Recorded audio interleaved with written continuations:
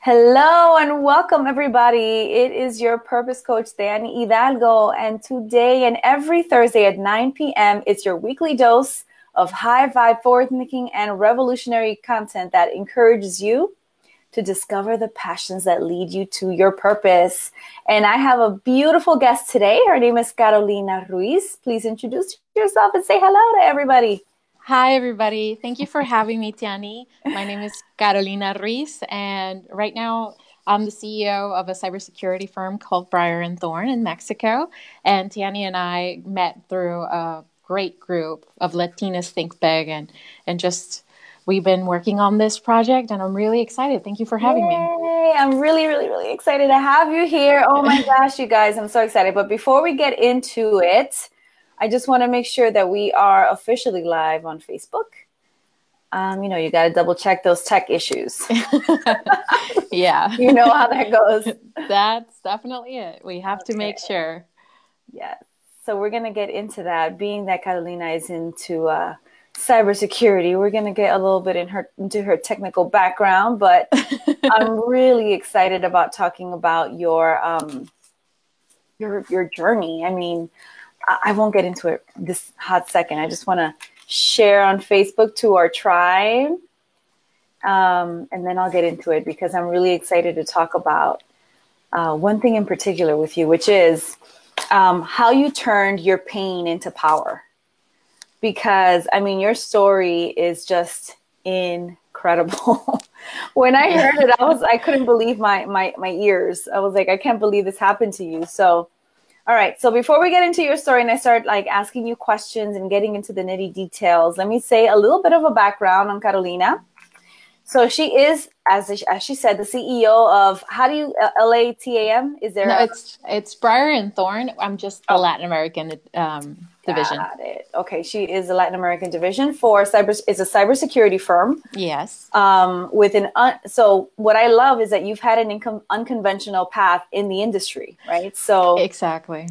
So her passion for compliance and overall security has inspired her to continuously learn and encourage others to the STEM paths. So we were just talking about that right before, regardless of your background. So I love that you're an encourager and promoter of the sciences and the STEM programs. And let's get into it for a little bit, shall we?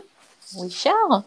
Sure thing. Okay, so tell me about your journey, because again, when I heard your journey, I couldn't believe my ears, but I want everyone to hear it because it's an incredible thing to hear when someone goes through such a massive physiological situation, let's say, before, so I don't spoil the details, and how that in particular pushed you to then go a completely different route from what you expected. So tell us about that story. Yeah, definitely. Like you mentioned, it's definitely unconventional. My background is actually in architecture. So ever since I was little, I wanted to be an architect. It was just something that I wanted to do. There wasn't any question about it. I made up my mind around 10 years old. And after that, it was just preparing myself for that. And so I went through college, did some wonderful internship at Columbia, also had a bit of an exchange program and had an opportunity to go to Mexico City, and everything was going well.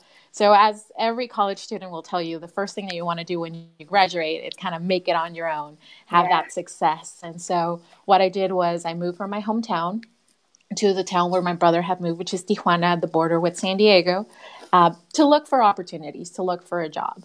6 months in, got my first interview, got the job, and I was just very excited. What I didn't count on is the day before I was supposed to start my new job, I got sick.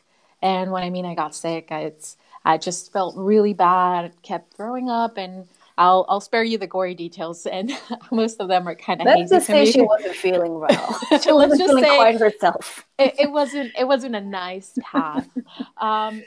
Anyway, I got very bad to the point where I wake up 3 days later, and I've been in a coma for 3 days. I was unconscious, and when I woke up, it turns out that my sodium levels were extremely low, and so it's called hyponatremia. essentially my brain swelled to the point of me losing consciousness. Obviously, there was a lot of symptoms coming about it. So it was the first shock. I'm like, oh my God, I guess I'm not So for those who immune. don't know, yeah, for those who don't know about it, I mean, are there pre-symptoms to that you would have maybe seen or acknowledged before this all came to a head and you went unconscious? I think not really. It is kind of a funny subject for my doctors still to this point, where they don't know what came first, the chicken or the egg.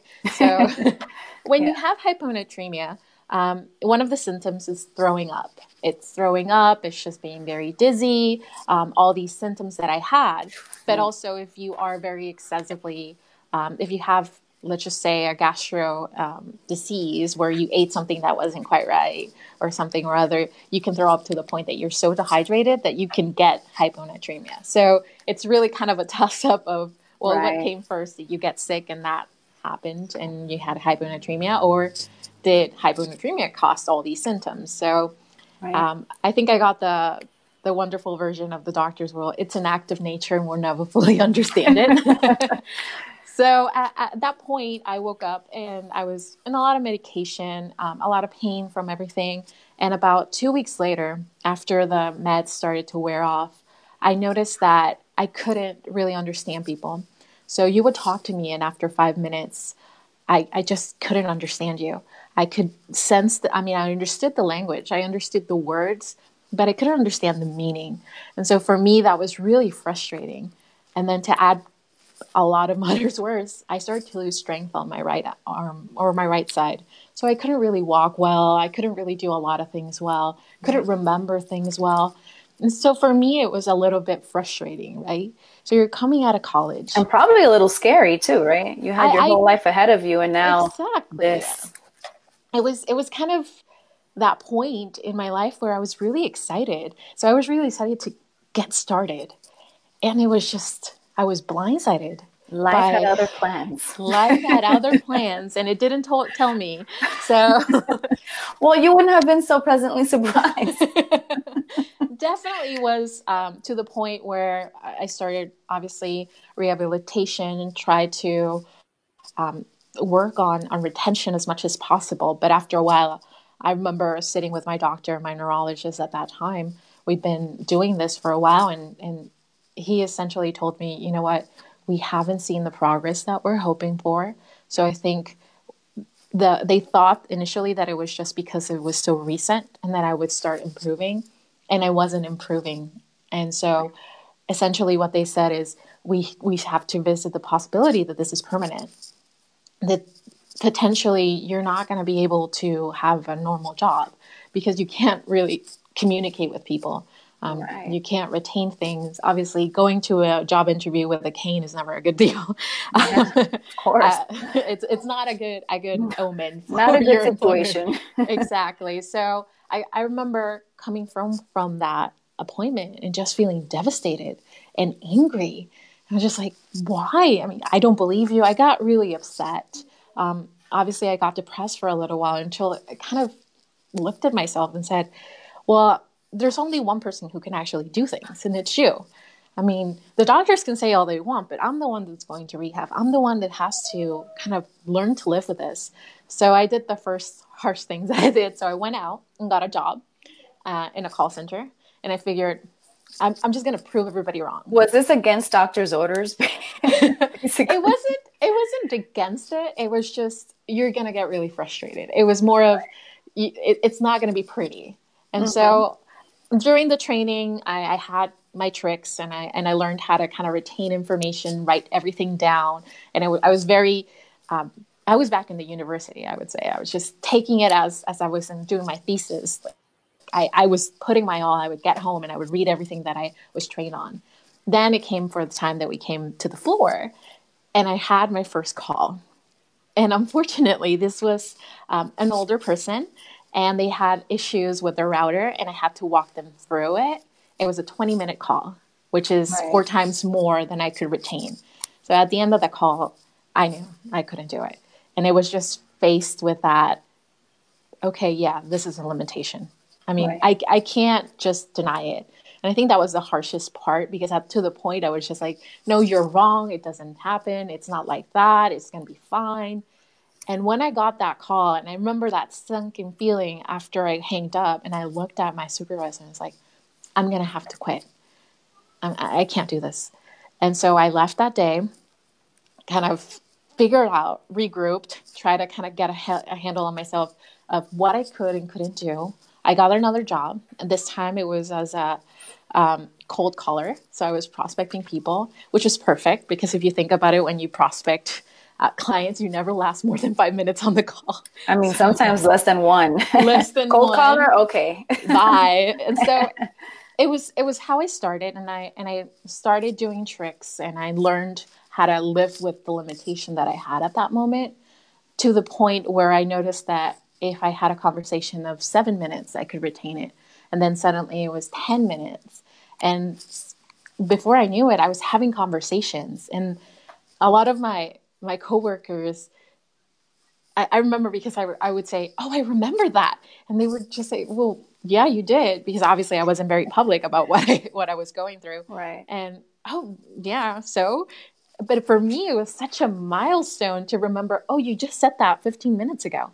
And I know it. And I understood you. And I know that you said that 15 minutes ago. Yeah, and I know it. And so for me, it was really a sense of, I'm getting somewhere. And if I keep going empowerment. Yeah. And I'm curious, I mean, did the doctor say to you, like, okay, well, it's over for you, and now, I mean, are they saying, well, you know, the brain is plastic. We already know the brain is plastic. Yeah, I mean, this is something that has been discovered. So I don't know if back then they were talking about it as much, but were they telling you, like, look, it's possible that you're going to get your function back, and I think you're going to remember things? Or were they just pretty much, you know, suck it up, buttercup, like it's the end for you?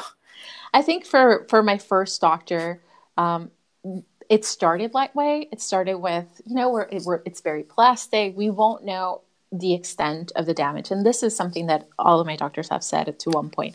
We won't know the extent of the damage until 5 years later, because essentially it could be in a lot of different scenarios, and the brain, a lesion in the brain can go out into 5 years. So they were never that defeatist. I think what my doctor essentially wanted me to have was kind of a perspective of, yeah, this might happen. This might be your life right now. You need to kind of come down here and face it. Because at that point, yeah, I had the sense, and we all do, when we're younger, we all think we're invincible. And so I had a sense of, yeah, tomorrow we are. What do you mean? I'm immortal. Exactly. So I thought that. I think a lot of that is because I was just expecting to wake up the next day and it's going to be fixed. And it was a long process of accepting the fact that something did happen. It's not something that's going to define me. It's something that I have to work with, as opposed to just, hey, woe is me, this happened, I can't do anything. Because ultimately, it's your brain. And it's something that I valued so much. One of the things that I've always prided myself in is I always got good grades. I love studying. I love learning new things till this day. And so when you tell me that my brain is kind of malfunctioning, for me, it's like, oh, that's my identity. That's who I am. Right. So what's going to happen? Right. So it was a really hard process. Process, yeah. Yeah, it was a really hard process. How long ago has it been now? How many years has it been? So we're on 5 years. So so it's the anniversary of them saying, well, we won't know. We won't know what's going to happen. So we're on 5 years. Thank God I can talk to people. I think after I started regaining my abilities, I kind of figured out that job had served its purpose. Like it helped me transition. It helped me believing in myself, and also just training my brain and training, because you have to learn things a new way. So I learned that things that were efficient for me when I was studying or in college, university, weren't the same right now. Right. I had to relearn a lot of stuff. Yeah. So what pushed you along the way? I mean, like, this is a devastating situation. I mean, for those of you who are just joining, she had a serious, brain situation. What did you call it? What is the name of the condition? Hyponatremia. Hyponatremia, which is low sodium and which enlarges your brain. So you went from basically not being able to barely talk and understand people, right? To, I mean, becoming CEO. What kind of pushed you to say, you know what, docs, like, this is not going to happen. Like, I'm going to gain what I need to gain in order to move forward with my life. Like, what do you think that came from? Where did that come from? I think a lot of it was my family. I have a very close-knit family. They were all there with me through this whole process. It was really hard for them as well. Yeah. And so I think seeing them really kind of, I kind of figured, you guys are all kind of rooting for me. I have to root for myself. I can't just sit on my laurels. Yeah. And so I think my mom especially she's very strong, like most Latina women. So she is incredibly strong, and she has in her life faced a lot of challenges. Yeah. But just having that strong figure of don't give up, rain or shine, you have to show up. And so I think that's really what motivated me. It's just, I can't let her down. I mean, I'm better than this. And so essentially that's what kept me going. And it's amazing that, a lot of times people don't realize how strong they are, but we actually have examples often in our own lives, right? Like your mom was such a big example for you. She's a woman, and she also went through a lot of things in her life that kind of inspired you. And you pretty much adapted the powerful nature that she had, because how else, right? Unless you had it inside of you already, but you pretty much had an example. She was like modeling it for you in essence. Exactly. So seeing these situations when I was growing up and seeing what my mom went through, obviously opened myself up to just making sure that things are, or learning that things aren't always happy-go-lucky. There's going to be hardship, and you have to deal with it. It's part of life, and how to deal with it is also very important. So you can't just sit idle and complain. You have to actually keep moving. And I think that's what kept me moving, that survival instinct of we have to get things done. I mean, I have to go on. There's no if and but about it. I have to go on. So I think that really kind of was my motor during it. So were there any, and for those of you who are watching, if you guys have any questions about, anything she's been through, or, if you want to ask her anything, please do. So, I mean, were there points in this process where you were like, I can't do this? Like, what were those pivot points, and how did you turn that around? Like, what did you say to yourself to convince yourself? Did you hear your mom's voice? Oftentimes, both in my head and very verbal. And probably in person. And very verbal. Mira, niña, no. This too shall pass. Te vas a recuperar. Yeah, so sí, claro. It was definitely a combination of things. Those moments definitely come. I mean, I think whoever tells you that they've never had a moment of self-doubt, or that felt that things aren't going as they planned, or feel like they failed, because I oftentimes felt like I was failing at life. And I dealing with that feeling was something new, especially when you're in college. You kind of, okay, it's tests and everything, but I felt like I was failing in life. Like, oh, this is over. This is it. And also, like, your body is failing you. Like, exactly. I can't exchange this one, guys. This came with the package. I can't retake the test or ask for extra credit. Right. What am I going to do? Right. So yeah, definitely. I guess one of the things that I think served me from this experience was the fact that I learned that everything has its time. I think when I left college, I was just, my mom said, you want to eat the world in one bite. You want to do everything right now. You want to live your life in 2 years. And so I was just so eager to get started, and I felt like everything had to go really, really fast, and everything had to happen now. And it was just everything that was going to happen in 2 years. And that's it. And this really kind of let me know that no, there isn't a plan, and things come, and you have to be flexible, and you have to kind of roll with the punches. And that's what life is about. It's not about, hey, going to point A, B, and C. It's really trying to manage the obstacles and doing zigzags and learning how to be flexible along the way. And I think my mom was my mom, my brother, my sister-in-law, my sister, they were all very key points. I think for my brother, he never treated me like I was someone that was sick. And I think that's really important. A I younger or think older brother? older brother. I'm the youngest of three. So my older brother, which I was staying with him. So he went through all this process with me, and I was living with him. So when this happened, he never treated me like I was convalescent or had a disability. I mean, he would talk to me regularly. And if I said I didn't understand you, he would repeat it. So, and we would go out. So every time that I felt like I didn't want to go out, he would force me to go out. And even with all in the cane, and he would say, hey, you want to go out? Get a taxi, get an Uber, get out. You can do it. I mean, what's stopping you? You have a Absolutely. cane, you can still move. And I remember a lot of that really helped me. I know that it's very, when you're sick, when people treat you like you're sick, it just confirms it. For me, it was just, I was going through a hard time and I was thinking, something was wrong with me. And someone treating you normally and someone saying, no, you can do this and giving you responsibilities and treating you like you were you. It really helped me kind of get out of that mindset of it's over for me. I'm different. It's not going to work. It really helped me. So I think having those pivot points where my mom would encourage me and kind of console me and my brother would push me really helped. Yeah. It's a bit of a balance, right? A First tough of all, love. thank you, brother. Because we need those people, right? We don't want, I have this, like, it's a balance, like you said, like, you want to have empathy, but not too much sympathy that you kind of baby the person into continuing to be sick forever. Do you know what I mean? Exactly.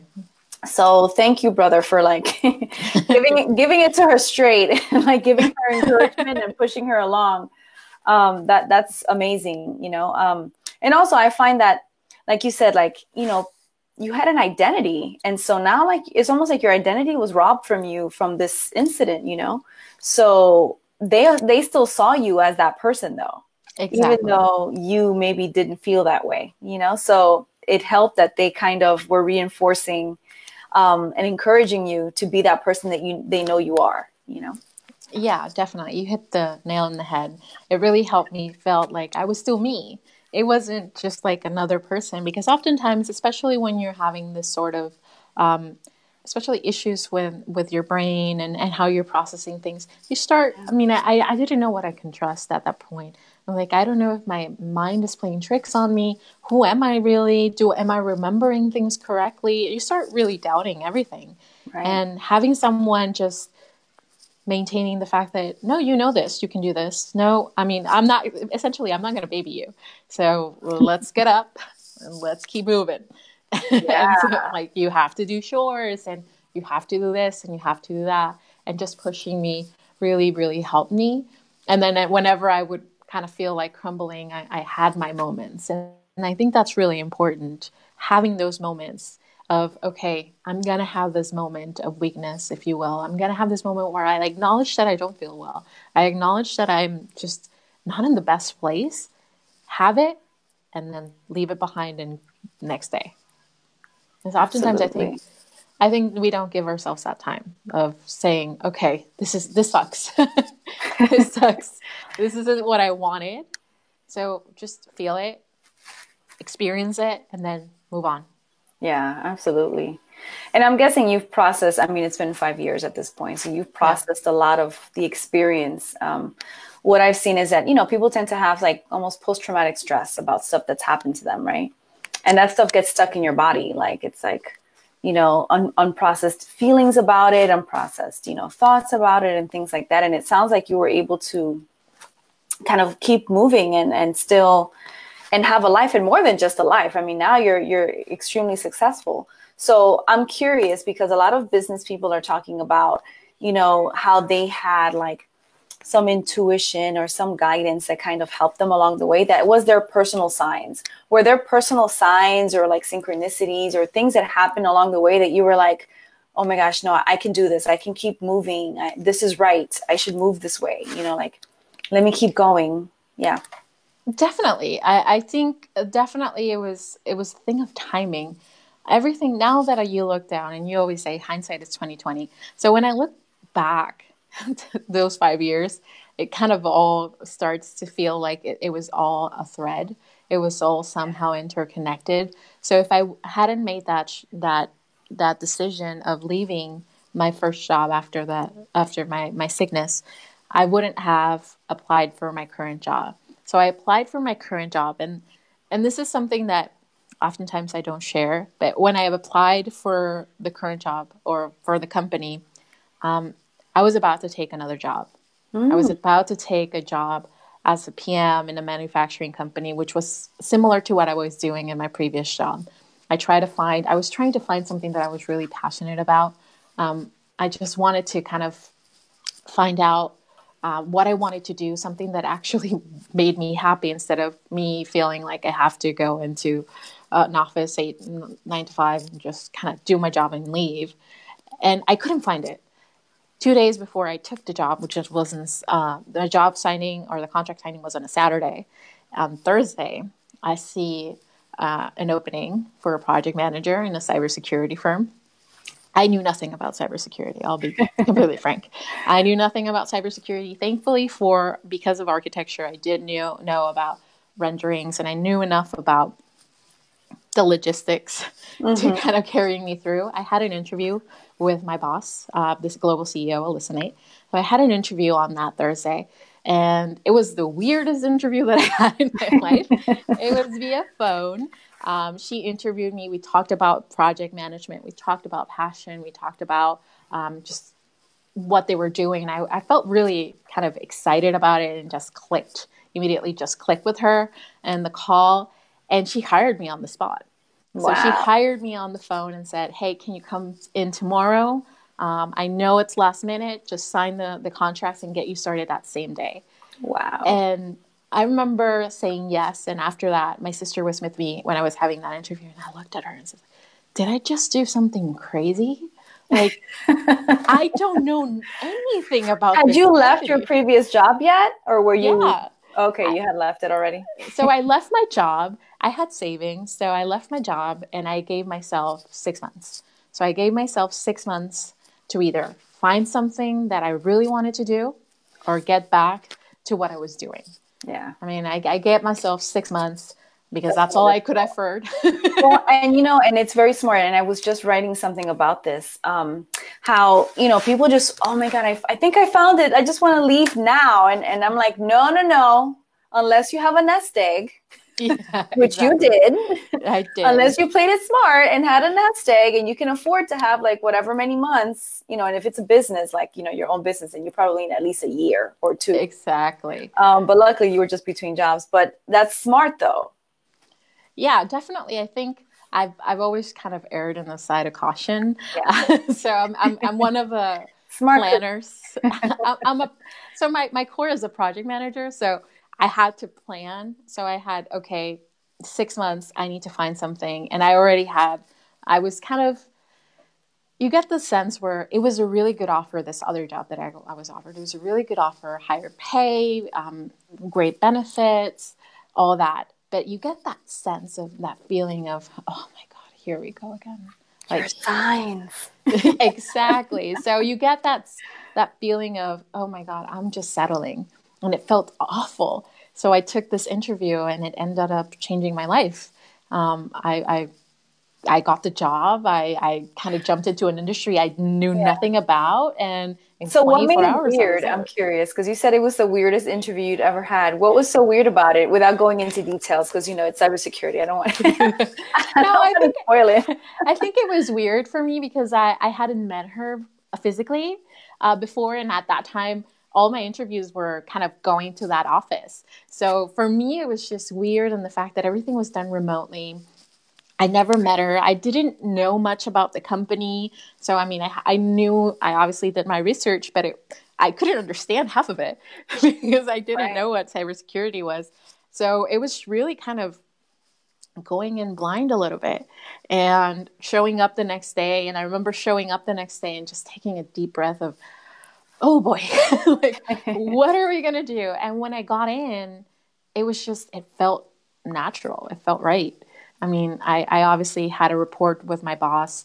We had the same views and just obviously had the same work ethic. And so once I started to work with her, I felt inspired. And then I worked with the people that we were working and felt inspired. And I noticed that I was staying later and I was doing things outside of my job responsibility where it's like, oh, we can improve this. And I was really kind of looking out for how to make this better. And I noticed that I would be researching things. And ultimately, it led me to kind of delve into, I remember reading an ISO 27001 standard on a weekend. So like from front to back for fun, like to understand it. And that's where I kind of got that sense of, I think I made the right choice because this was so new and it was so exciting and it still is. And it's just kind of demanding. And it just kept, like I mentioned, I love learning. And it kept challenging me to learn about this whole new world that I didn't even know existed. And it kind of appeased my logical side. And machines are extremely logical. And that's what I love about them. Like, so I know. Before you go forward with the next step that I know you took, obviously, because you're in there now, I want to just pose a question to the audience. And I'll just type it in here. Have you ever taken a leap of faith? Because that's really what it was, wasn't it? Exactly. It was a leap of faith in the best form. Yeah, absolutely. So have you guys ever taken a leap of faith and did it work out for you? I'm curious because Carolina trusted her signs and I'm a big, advocate of trusting your intuition, trusting your gut. I mean, we really have superpowers, in my opinion, that we don't ever use.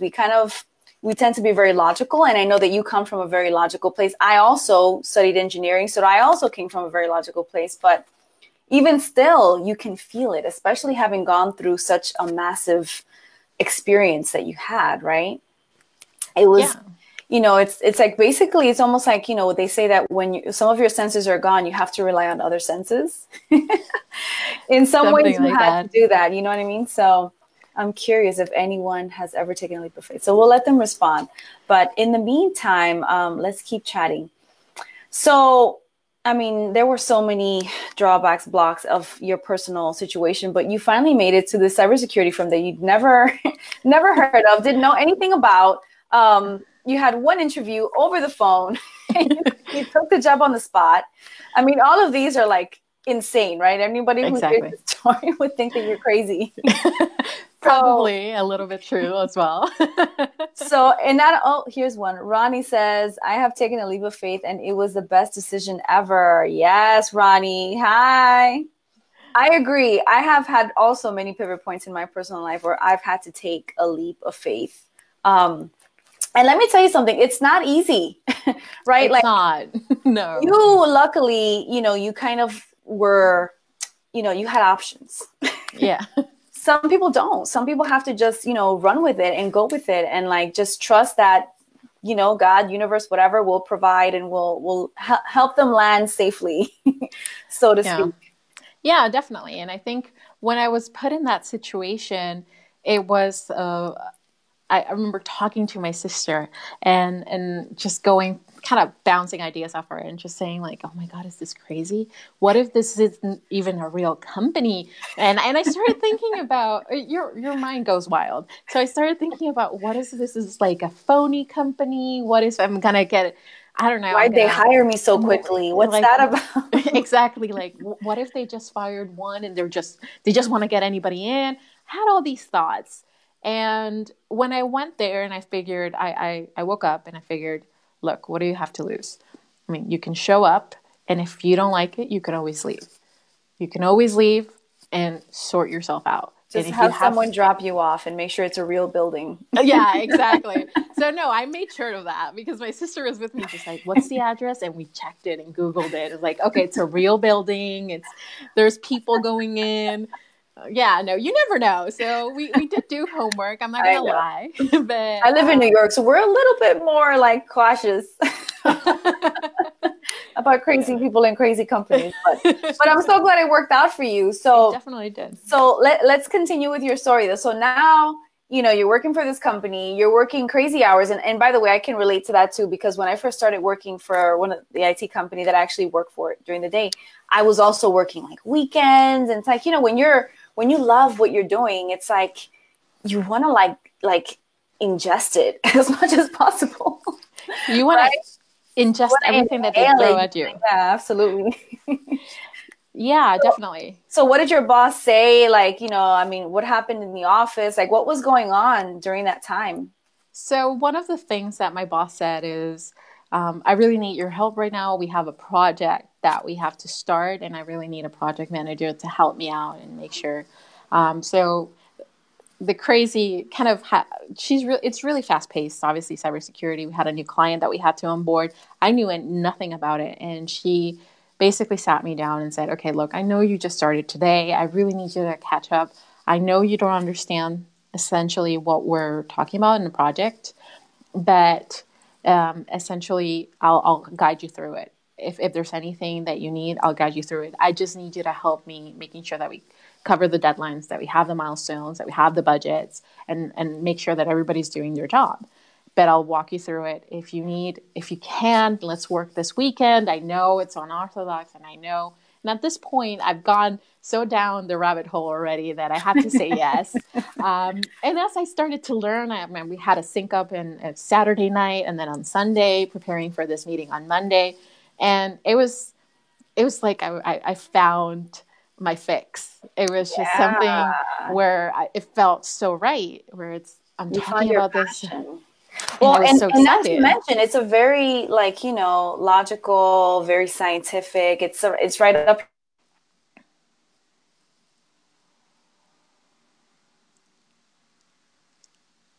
I think I lost you a little bit. Can you hear me?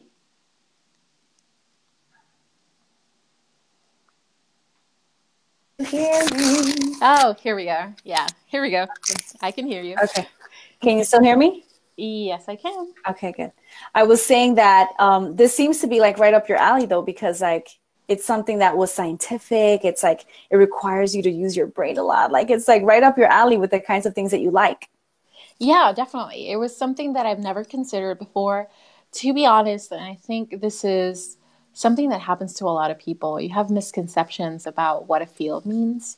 So for me, when I was growing up, if you would tell me about computer engineering, computer science, any of that, I would immediately think I would be fixing computers all my life. I would think, oh, printers. I would think, oh, I'm probably going to be stuck in a site running cables. And that's not what I want to do. That's not the life that I want to lead. Right. And having this experience really opened me up to a lot of things that I could do in this field and in the industry, how big it is. And it kind of was one of those things like, if I knew this before, I probably would have started earlier. If I knew all of these possibilities and all of the sub-industries, if you will, that are in there, I would have probably done something earlier, because it's, like you mentioned, so logical. It's really exciting, especially cybersecurity. It's really unpredictable. So we have 0-day exploits every day, obviously incidents, and it's kind of very thrill-seeking in a way. And then you have new compliance standards that you have to do, and how are we going to do it and sort it out.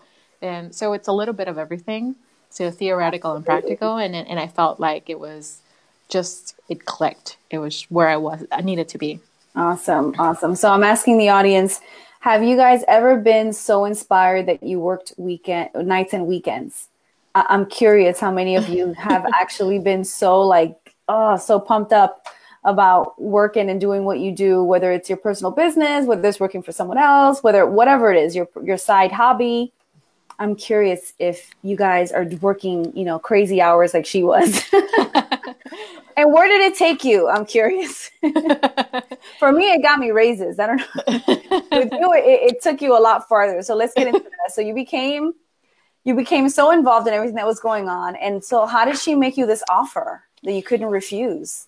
So essentially, when I was, I think, 4 months in, I migrated from just doing project management to heading up the SOC, to doing hiring, to doing a lot of stuff. I I can't really exactly tell you there was a process. It was just, I started kind of taking interest in all these things and just trying to make it better. And she sat me down one day and we were expanding. Were you to, worried that it was going to be something else? of course, I thought she was going to fire me on the spot. So I thought, oh my God, I did something wrong. Something's not right. I messed up anything. Because obviously, because I was trying a lot of different things that I constantly was in the sense of, oh, I'm going to mess up. Like, yeah. I'm not the person to do this. It's just second guessing myself a lot, and especially then with everything that happened. It's not your field. You went through this traumatic experience, and it's understandable. Yeah, I didn't feel like I was 100%. And so it was just a lot of that. So she sat me down and we already talked about expanding to Europe at that time. And she mentioned, look, you know what, we're opening Europe and I really need to be there so that I can open up Europe and make sure that everything is done the right way. And I need someone to stay here and head up this office. And I need someone to spearhead this market, make sure it grows, make sure that we continue to have the level of service that we have. And at that point, I thought she was going to say, oh, I'm going to introduce you to this person. And she said, I've given a lot of thought, and I think you would be perfect for this position. Little did you know. And I was blindsided when she said, I think you would be the perfect person for this position. And I just kept waiting for the punchline but I think you would be perfect, but I need someone with more experience, but I need someone with this. But she didn't say that. She asked me, would you go ahead and do it? Like, would you feel comfortable in taking that role? I'm not going to make you. And one thing that I did appreciate is she gave me an out. So it wasn't a take it or leave. It was more of, if you don't feel comfortable doing it, don't. But I want you to know that I feel comfortable you doing it. And so I sat there for like five seconds and I said, you'd be stupid to say no. That's the first thing I taught myself. And it was like, you know what? You can't say no. You have to go for it. And I just told her, look, I don't have experience. You're right. There's a lot of things that I don't know. I'm still learning. So I'm probably going to need your help. I'm going to need your help in a lot of things, but I'm willing to learn. I'm willing to put in the hours, study, make sure that I prepare, that I have people that know around me so that I don't make a mistake. But you're going to have to be patient. I'm going to try my hardest, but I'm going to need your help. And she said, well, if you're willing to go through it, I'm willing to support you. And that was it. I mean, it was just amazing. Go for it. And it was exciting. I think exciting and scary. that night I couldn't sleep. I was like, what did I agree to? And I remember I made a whole deal with it, with my family. So I invited my family to dinner, and I remember telling them like, well, you know, how I've been telling you the company is going to be opening up in Europe. And I think in their heads, they thought that I was going to Europe. And so my mom, I saw her kind of get excited. And then I told her, well, she promoted me. And now I'm now the CEO of the company. Woo-hoo! Dead silent. Like, I think that they didn't know how to react. I think my brother kept looking at me. Like, they thought you were joking, just like you thought she was joking when she said it. So I think after a while, they were in a little bit of shock. And after that kind of sank in, it was like, oh my God, congratulations. And they were kind of all happy for me and everything that you expect. But I think they were still kind of in shock in the better part of the meal, like I was myself. So, and that was it. I mean, it was sudden, and I felt like someone believed in me. I think that was the key thing. And someone actually believed in me. And after everything that I've been through, it was having someone that is not my family saying you can do it meant the world to me. It meant that I was not that person that I was 5 years ago, or 5 years ago. I was not this person that had that disability. I was getting out of it. So it was the first time that I felt like I crossed the tunnel. So I'm no longer kind of this person that couldn't talk to people, that couldn't walk, that had help and had to depend on her family to kind of survive. I'm actually back to myself. I felt like I kind Absolutely. of revived at that moment.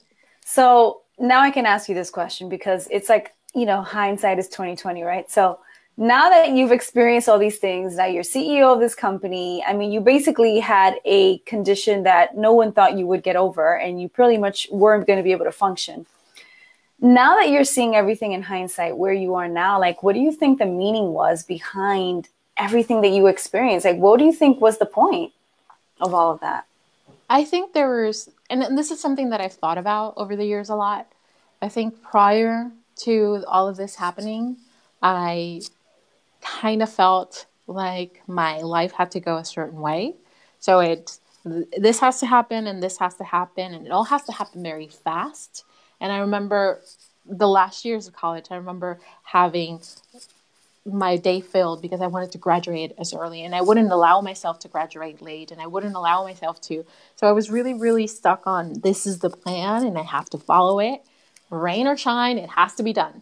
And it was kind of life's way of telling me, no, I mean, you need to work with what's been given, and you need to make sure that you adapt. It's not this is going to go this way. You need to calm down. It was kind of life's way of telling, like, calm down, take a breather. And the other one was when I finished I love architecture and I still do. But when I ended my university career and I started working on and off little gigs, I kind of started to feel like it wasn't right.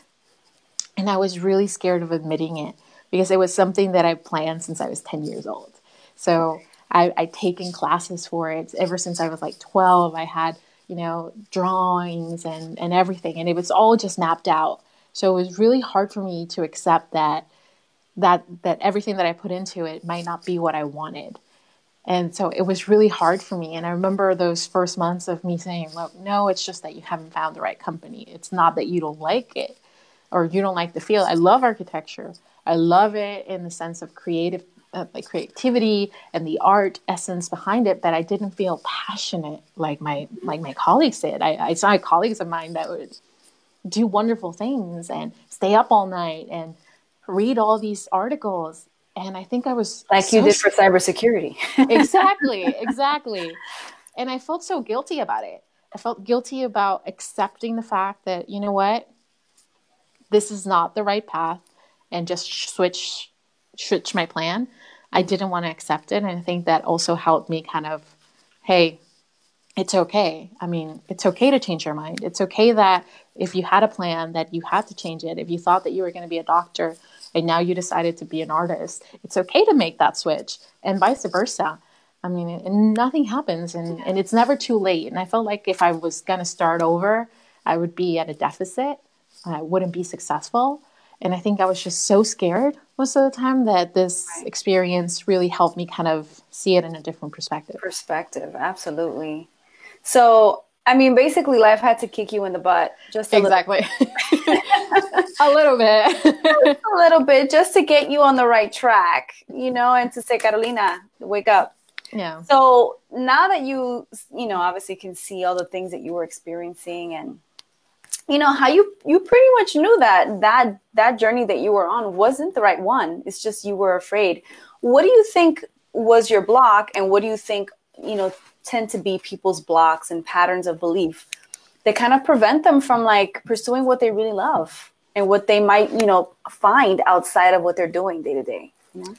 Yeah, I think the two major blocks that I felt myself falling on would be, one is the fear of failure.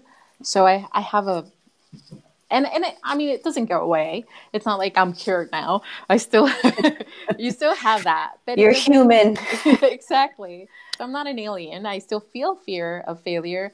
But I think one of the core things that was blocking me is that I didn't do anything because of it.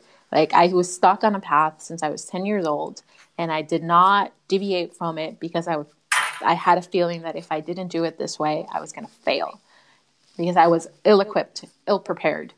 And so it was out of my control. And ultimately that was my first fear, failure, like feeling that you failed. And with everything that happened, obviously perspective is my body failed me and it wasn't the end of the world. And I realized,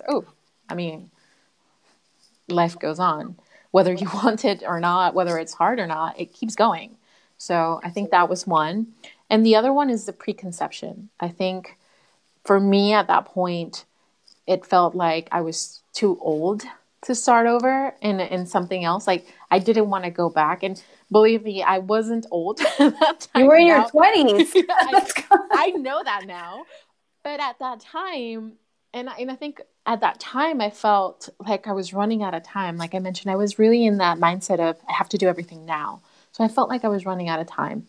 And I felt like going back to school and starting a new bachelor's or whatever I wanted to do was too late. It was just too late. Right. And so, plus you worked so hard at this point, it was out of the question, right? Exactly. It was just, I've invested so much money, so much time.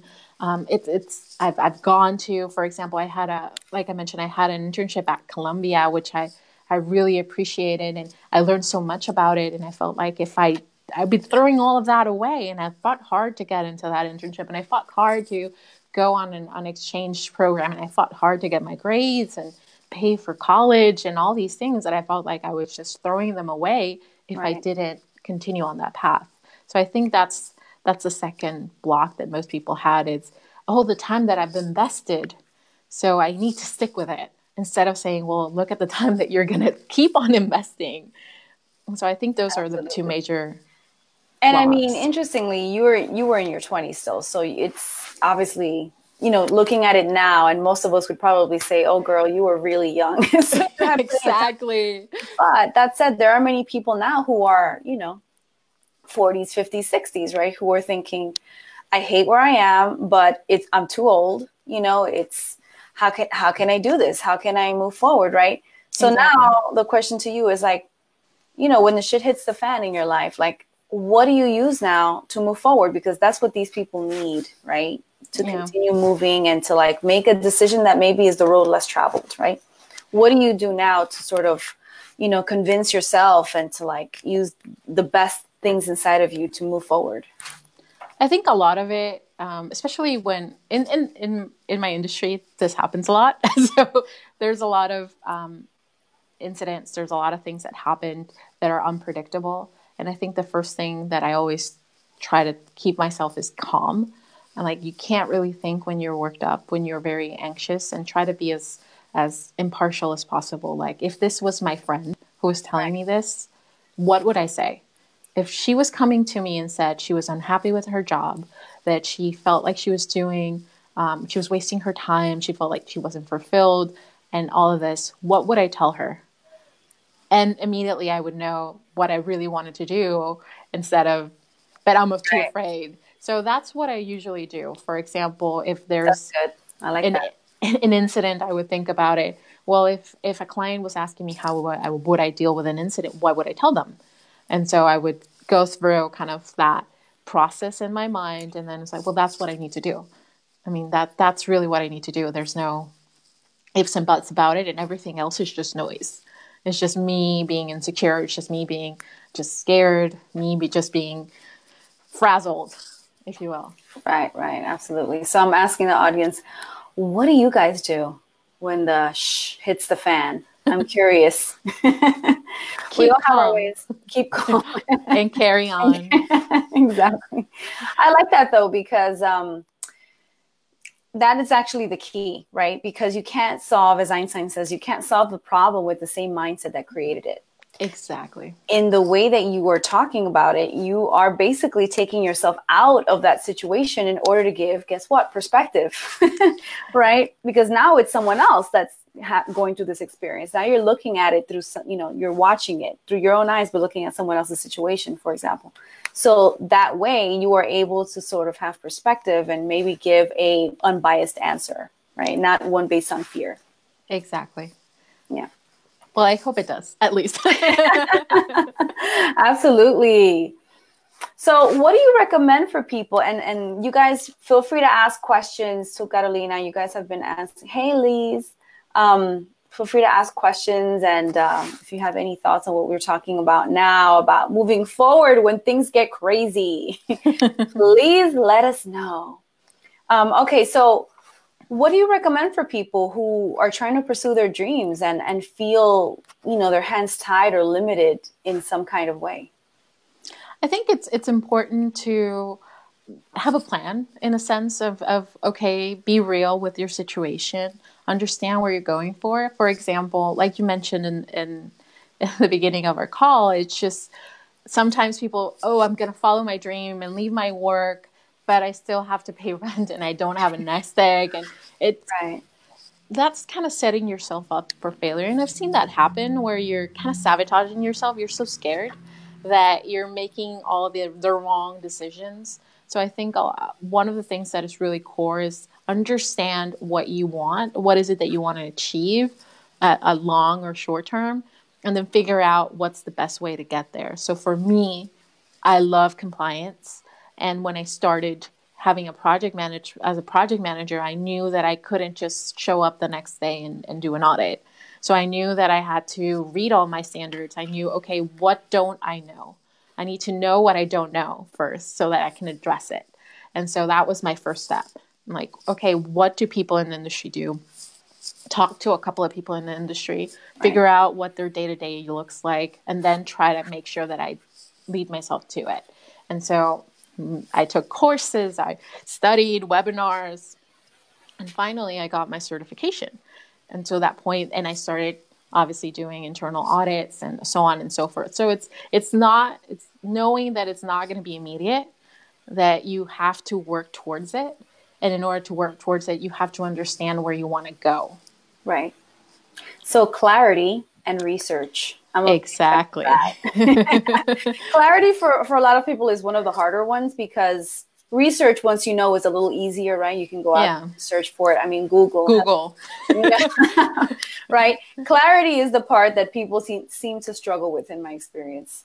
But again, if you follow the rabbit down the hole and of your journey in life, you really do tend to see, certain patterns and certain, elements that kind of tie things together for you. Now, for you actually thought you were going in the right direction, except something inside of you kept telling you no, right? And you kind of ignored that. So you didn't really pay attention to the other signs that were telling you, like, go this way, go that way, go this way.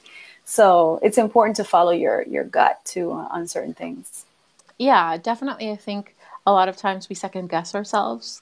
And that's really us being our worst enemy. And I know I've done it more than once where I'm my own worst enemy, in which I'm second guessing what I already know to be the right answer or the right path.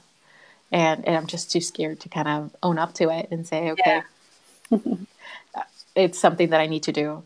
So I think that's something important, like owning up to the fact that, yes, this is what I feel like I should be doing it, and actually trusting myself to do it. Absolutely. And again, like you said earlier, maybe putting yourself in the outsider's perspective and maybe asking those questions that you wouldn't have asked yourself.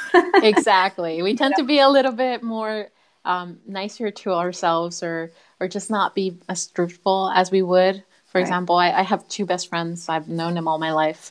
And generally we're all of us are Latina, so we don't beat around the bush. So we're very direct. And so I can trust them to tell me how it is. And I think after years of growing up together, I think we're almost at 20 years of growing up together, you kind of get that. And so I figure out, okay, if she comes to me with this problem and I want to make sure that she is doing the right thing, what would I ask her so that she can realize what she wants? Because sometimes when you're talking to your friends, even sometimes they don't know, or even yourself, you don't really know. And you have to kind of do some introspection of, okay, I need to answer. And so that's another thing, like, what would I ask her so that she can kind of get to that point? Right. Without, kind of, downgrading her or, exactly, with her or telling her she's doing something wrong, basically being able to leave it open, right? Yeah, exactly. I mean, you really don't want to come from a place where I know everything and I've seen everything. I think whoever says that, it's just, it shouldn't. Yeah, absolutely. You really have to kind of admit to yourself that you still need a lot to learn, but also trying to make sure that everybody gets the full perspective, even yourself, that you have that 360-degree view, that it's not just biased by yourself. It's okay, how would someone on the outside see it? How would someone that is not me or knows me would see it, and what would they do? What would they say? And that helps kind of map out the problem in 360 view. Absolutely. Love it. Love it. Thank you so much, Carolina. So now what? What are you up to business-wise, and how can people connect with you and maybe collaborate with you? That kind of...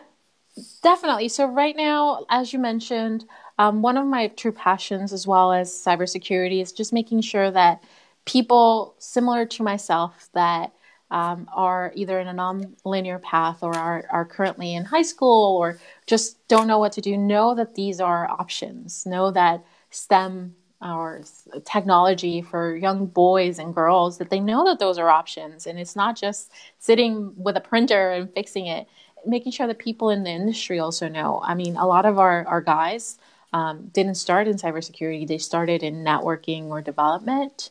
And then cybersecurity came, and it really kind of woke them up to something that they haven't even noticed. So right now, what I'm focusing on, I'm working with one of my former colleagues in opening a nonprofit, just to make sure that we have outreach to young people and juniors in the areas, and that we are opening up opportunities to road less traveled, to careers that oftentimes are neglected or have preconceived notions of what they are, and making sure that everybody has that opportunity of finding these paths and really finding their passion, which is what it's all about.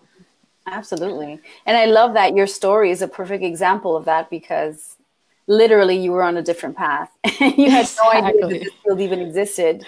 So had your organization existed, perhaps you would have known, right? Exactly. And had someone, I mean, I think at that point in time also, if I've known people in the industry, and if I've known or heard stories about people, women, men that were doing this kind of work, I probably my life would be different. Or I would have studied something different, or it would have opened different opportunities. So what I really want to make sure is that we all have that knowledge, that we all have that exposure to these alternative paths, especially in Mexico, and Latinas and Hispanics really need that kind of global vision of where can we go. And I think a lot of it comes from our culture. And I mean, I have a lot of friends that are kind of doctor. You have to be a doctor, you have to be an admin, you have to be certain paths that are kind of culturally preconceived as being successful.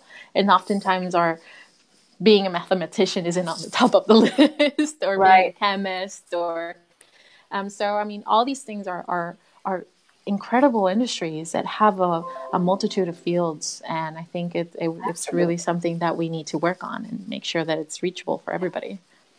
Yes, and thank you for sharing your story, because you experienced all these things. Now we have you as an example, and as also someone to connect with in this field. So thank goodness. It sounded terrible at the time, but it kind of worked out.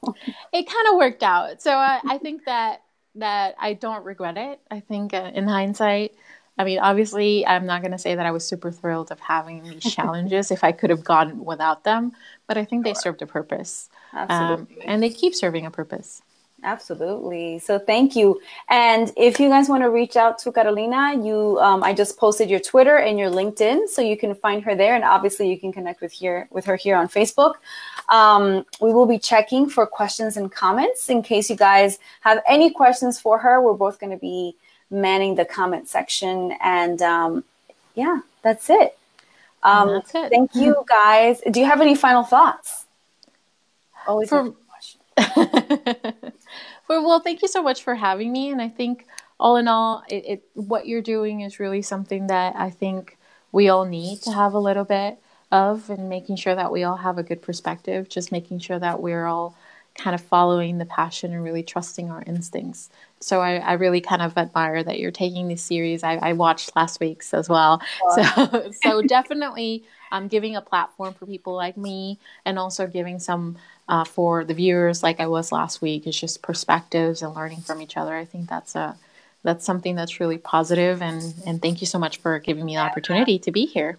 Thank you, and bless you for everything that you've experienced and everything that you're going to give because of it, you know. So thank you for joining me. So appreciate you. Please find her on Twitter and LinkedIn, and also add her via Facebook if you want to collaborate, if you want to connect with her and just pick her brain about her condition. Anything in between, cybersecurity, whatever you want. She will be willing to answer your questions. I actually have 2 friends who are in cybersecurity, by the way, and they love it. It's kind of a niche field, you know. It's kind of like ooh, you're in cybersecurity. Yeah, and it's very addictive. Anybody in cybersecurity can tell you that. It's once you're in, you're in. Oh, well, you know, you did go down that rabbit hole, as you said. So. You never looked back. I never looked back. All right. So thank you all so much for joining me. As always, like it, follow, and share it with someone who needs to hear this. This is Teany Hidalgo with Carolina Ruiz for your purpose-driven revolution. Go to my website and grab your free quiz and your 21-day challenge to get your passion geared up and moving forward. We need that. We need more passionate people in this world. So don't relive 2018. Make 2019 something that ignites you. Thank you for joining me. And as always, I will see you next Thursday on the purposeful and passionful side. Bye. Bye. Thank you, Carolina.